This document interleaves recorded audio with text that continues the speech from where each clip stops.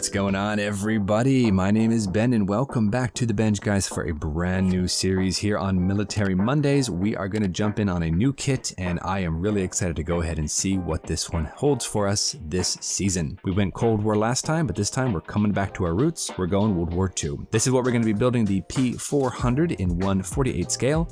This is an Eduard kit, as you can see, and it's the profipack edition. So it's got some extra masks, it's got some photo etch, and this is going to be a really fun build. So let's go ahead and jump in and check it out. Now, I've heard the P-39 mold from Eduard are pretty good. I've never actually personally built one of them, but I have heard really good things. I do have a dual combo version of the P-39 from the MTO. Never built it though, but I've always wanted to. This is a P-400, so all the markings are going to be for specifically P-400s, and that's going to be, I think, a really neat kind of early war fighter that we can go ahead and build. Being this is a profipack edition, it does come with photo etch, and as you can see here, the photo etch looks pretty good. I've always loved Eduard's photo etch sets. They're really nice and they add a little bit of extra detail. Problem is they're usually very tiny, and with all the levers and the switches and all that, I don't really want to usually install those. This version here, as you can see, does have a lot of very tiny parts. We've got different like seat belts, we've got the front instrument panel, these are all painted of course. We have handles and charging levers and whatnot for the guns. These are just a lot of really cool looking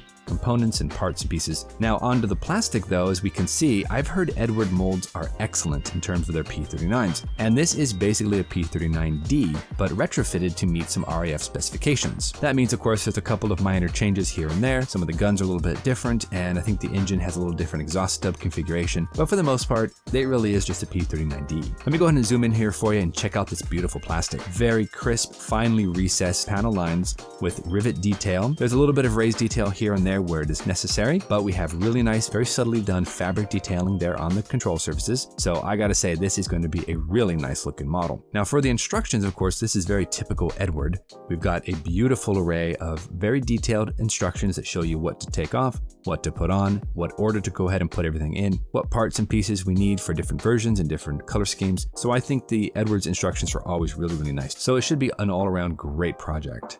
Now, in terms of the color markings, we do have several different options that we can do. And the thing about the P-39s and P-400s is they were pretty war weary, right? They've seen a lot of action in the very early parts of World War II. I gotta say though, you'll notice that the majority of them are painted in RAF colors. So that's the dark earth and the dark green, and the undersurface is going to be that sky color. So this is going to be kind of fun to do. For example, check it out right here. As you can see, this whole wing on this P-39 is just plain old olive drab. The other side, of course, being the dark earth and dark green. The undersurface is also a neutral gray versus the sky color. So that's actually the one I'm kind of looking at doing because it's such a cool kind of drastic difference between different parts and pieces. We even have different hatches and whatnot that will be that olive drab, kind of fun to paint and also interesting to look at. Even the front little nose compartment right here has got one of those shark mouths, probably a decal that's just kind of tucked into the side there. So that means they probably used a couple of P-39s to go ahead and get this one back in flying condition. And I think it'll make an interesting color scheme to paint. But that's not to say that we don't have others that are in more traditional US Army air colors. So we can see right here, we do have one that is pretty standard olive drab over that nice neutral gray. So it's interesting what you can do. A third version here has actually the front nose right here. This is all in neutral gray, whereas everything else is sky color. So again, we have different panels and whatnot picked out with olive drab and picked out with different shades of colors just to kind of give this a little bit more interest and to show it's been in combat and it's seen a lot of battle damage. Also notice they removed the wheel bay covers. I've heard that that was a thing back in the really muddy airfields and airstrips there in the South Pacific. They'd go ahead and pull those off to go ahead and get that mud clearance to be a little bit better.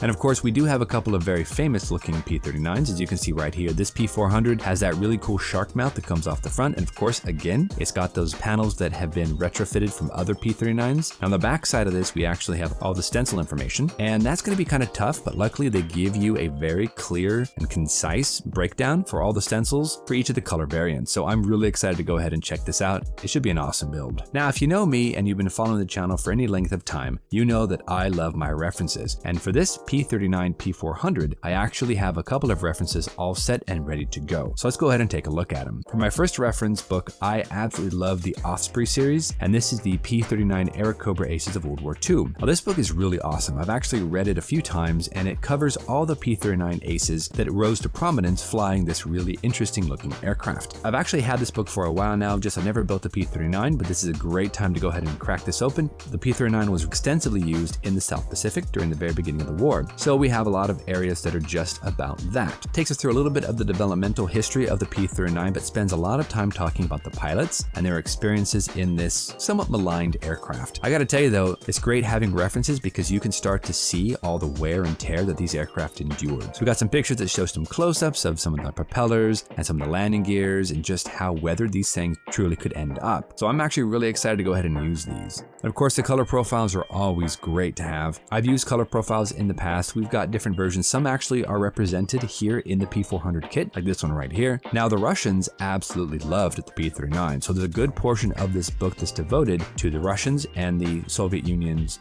experience with the Airacobra. So it's a pretty cool read for sure. Now, my second book I have here is this one, the Detail and Scale series. This is the P-39 Airacobra in detail. I gotta tell you, these books, I love them. They're fantastic. They don't always have as detailed information regarding your specific version. They just kind of give you a basic idea of the entire family, in this case for the P-39. We start off with the prototype versions. We go through all of their teething issues up through basically the end of production and then into the P-63 King Cobra, which is the successor to the P-39. Now we can actually see a whole section on the Airacobra 1, or of course the P-400. And from what I understand, the P-400s were just kind of P-39Ds. Some of the changes included not only the color scheme and all of that, but also the weapons. The wing-mounted 30 caliber machine guns were actually chambered for the British 303. Also, the 37mm cannon in the nose was removed, and that was replaced with a 20mm cannon instead. So we do have a couple of variations, mostly in the weapons, the engines as well, just a little difference here and there. Beautiful pictures of in combat and also just in the field P-39s. We get ideas for exhaust staining, we get ideas for wing walk chipping, we get a lot of very good information, and we can use that on the build, which is awesome. Probably the highlight for any of the Detail and Scale books is the area where they go through real-life color pictures of an existing aircraft. In this case, of course, we have a P-39N, so not really the same as what we're building, but that's okay because it gives us some interesting color schemes, some in-depth look at not only the wheels, but all the wiring, landing gear bays, gun bays, all sorts of cool things. So that's going to be a huge help when we go ahead and jump into this and really start working on it. The P-400s, like I mentioned, are basically just P-39Ds, but they are painted in the British basic dayfighter pattern. Now that usually consists of 3 colors, and I actually have those colors here by Vallejo. We're starting out here with a dark green, then follow up, of course, with a dark earth. And on top of these 2 colors right here, for the undersurface, we're going to be using Tamiya Sky. So these 3 colors are going to get us our external camouflage, which is great. The internals, probably some sort of interior green. If it's zinc chromate, I do have a Tamiya color that will work. So we've got a lot of colors that will make this awesome. And if we build this version right here, we're also going to need 2 other colors, and that's going to be a neutral gray and an olive drab. So we have those in the stash as well, and we'll be able to go ahead and jump in on this and get this thing looking awesome. So I'm going to go ahead and call it quits for today. I've got a lot of work to do on other model kits as well, but this is going to be my next build. And of course, my Sci-Fi Wednesdays with my USS Shenzhou. So we are really moving forward here, and I'm excited to go ahead and see what we can do with this particular version. I love the P-39 and the P-400s, though they weren't really loved, like I said, with most pilots. They make a very cool looking kit for sure. Never built one before, so I'm hoping this is going to be a great experience. But until our next episode, guys, you know the drill. Go out there, get yourself some bench time, have some fun, build something cool, and we'll see you back here for episode number 2 for our Eduard P-400. Till then, guys, take care, and we'll see you soon.